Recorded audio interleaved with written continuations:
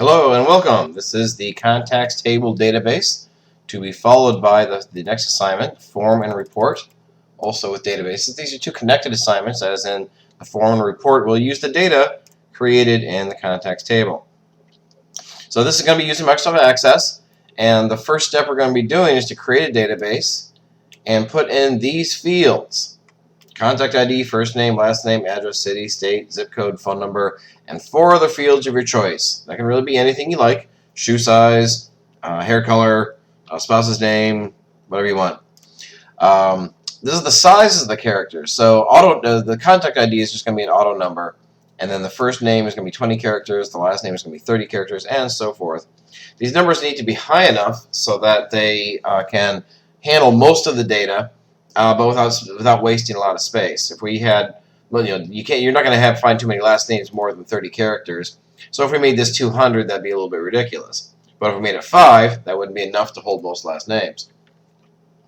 So when you open up Access, as I have here, you have to save your file before you do anything.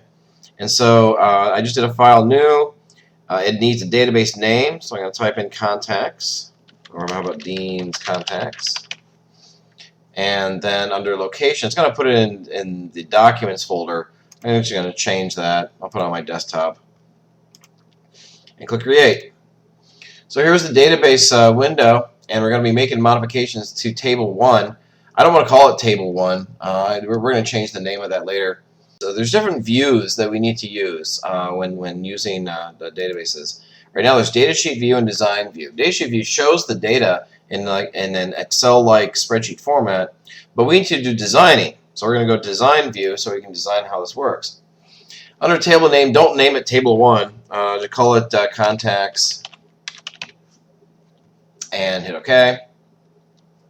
And so now here's the field names. Here's all the fields that we're going to be creating, in addition to the field properties that are down here.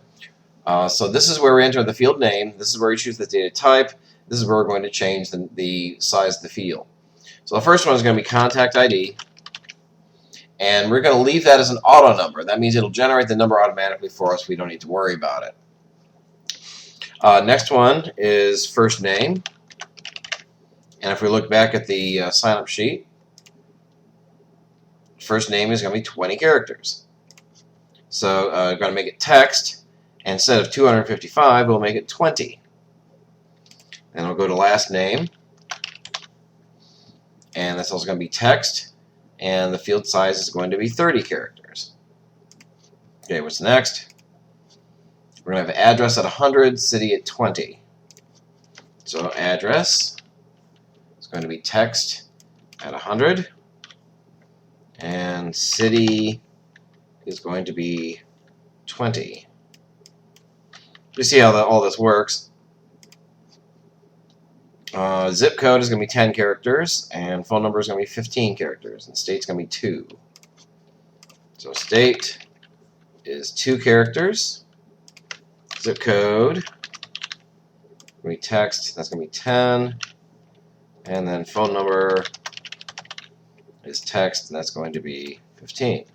So I'm going to have to choose some other ones. I'm going to choose favorite color. And you're not going to have too many colors that are more than 10 characters. So we'll make it 10 or 15. We'll make 15. You can put in numbers. Let's put in salary in case they make a lot of money. Let's make this a currency, and that way we'll know it's money format. So I have to create 4 more of these for your database. I'll just create these 2. When you're done creating the fields with all the right sizes, then you can go to View, down to Datasheet View. And here's the message that says, do you want to save the table? Say yes. And so here's the datasheet format for everything. And type in, it doesn't have to be real data, but type in it should look like real data. So here's my information: Dean Zeller, 234 over there Avenue, Jacksonville, Florida, 32208, 904 678 998. Favorite color is purple. My salary is $1 million. Yeah, $1 million. Okay, so notice it gave me a contact ID of 1. Next one, I'm going to put in Steve Garvey and just other information.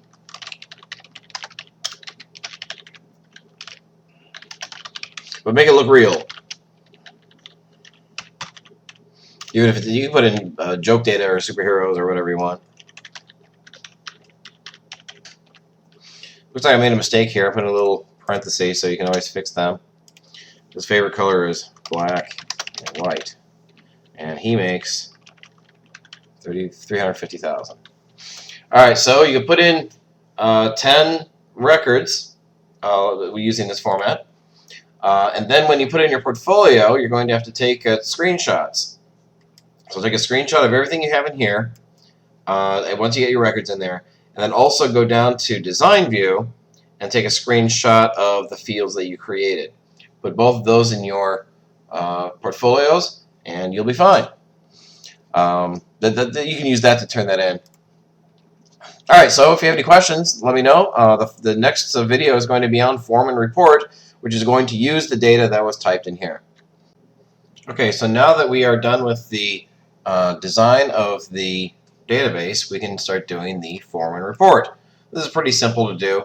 The form is just a way you can look and edit your data, and then a report is just a report of your data. They're pretty similar to each other. And so in the database, I have taken the liberty of entering in 7 records. You're going to need to start with 10, but then you're going to add 10 more to make it 20. But you can see I have data in for everybody.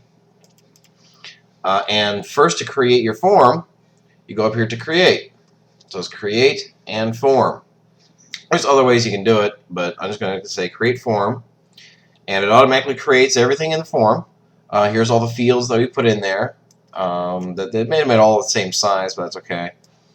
And it put us in something called Layout View. Layout View allows you to change some things about this. If some of these fields are too wide, then we can make them.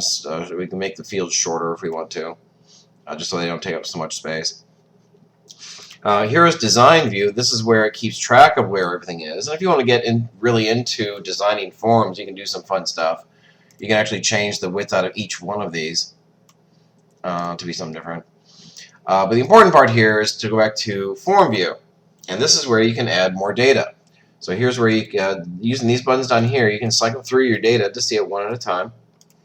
And if we need to make changes, we can. So Jesse changes his last name to Knighthood. Then we can make that change. If we want to add somebody, then we just go to the last record here, the blank record, and I'll type in somebody new. So John Jacob. I'll just enter in some regular data.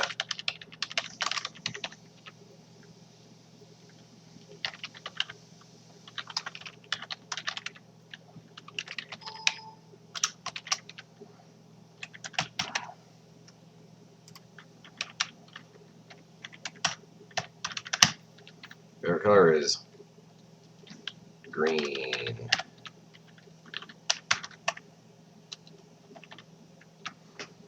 Okay, so use this to enter in 10 more records, so you should have a total of 20. I only have 8 in here, but that's okay. And you can cycle through them. When you put this in your portfolio, first let's go ahead and save this. When we click on Context, here's the Close button. And if you close it, here's the message, and it says you want to save the changes. And you want to say yes. And I'm going to call this Contacts Form. So now over here we have the contacts form. We still have the original contacts table here that has all 7 of our records. I thought I added another one.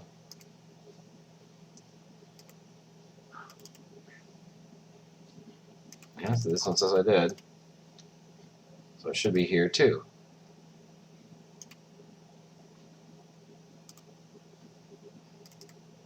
Yeah, there it is. Sometimes it takes a while for the data to update. So there's the contacts form. When we put this in our portfolio, here's under Home, there's View, Form View. Take a screenshot of probably 2 records, just so I know you did that, and then also take a screenshot of the Design View, trying to get it as much into the screen as possible. Okay, so now to do the report, under Home, actually it's under Create, here's Report. This creates a report for your data, and as you can see by the page breaks in here, it's taking up multiple pages. It's taking up three pages wide. So we're going to make some changes to this. Right now we are in layout view, so we can make alterations to this. We could also do it in design view, but it looks a little bit funny here. So we're going to do it in layout view. And contact ID does not need to be that wide. I just need to be able to see the number, and as a matter of fact, we might not even need it.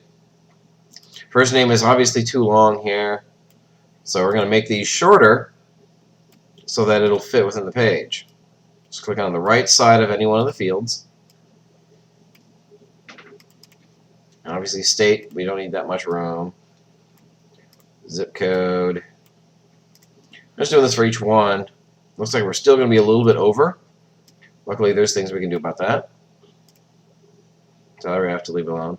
For some reason, my 2 million down here, this summation is not formatted correctly, so I just need to move that. And I bet you I can move this, page 1 of 1. Because I can't. Here we go.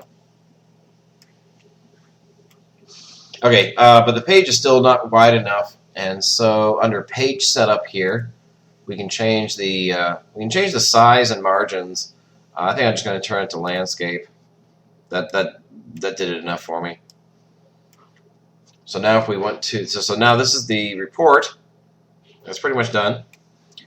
So when you put this in your portfolio, do it first in design view, so I can see everything. My screen's a little small here. You'll be able to see everything.